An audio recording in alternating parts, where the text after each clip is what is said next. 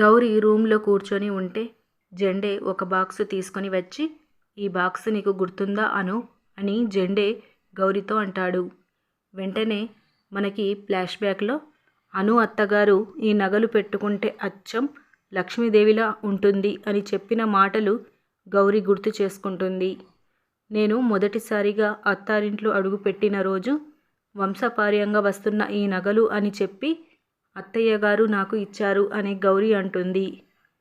ఇక కట్ చేస్తే గౌరీ చాలా సంతోషంతో నగల్ని చూస్తూ ఆ నగలన్నీ వంటిపై ధరిస్తుంది. గౌరీ నగలు వేసుకొని రూమ్ డోర్ తీస్తుంది. సడన్గా రూమ్ బయట శంకర్ ఉంటాడు. ఇక గౌరీని శంకర్ చూస్తాడు.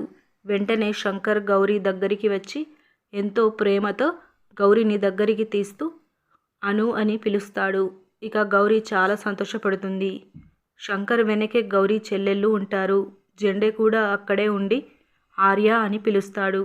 ఇక శంకర్ వెనక్కి తిరిగి జెండేను చూసి జెండే అని శంకర్ పిలుస్తూ జెండేని హగ్ చేసుకుంటాడు. ఇక గౌరీ మాత్రం చాలా సంతోషపడుతుంది.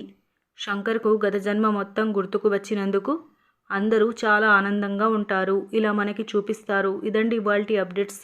ఇలాంటి డైలీ అప్డేట్స్ కోసం మన ఛానల్ని సబ్స్క్రైబ్ చేసుకోండి. Thank you.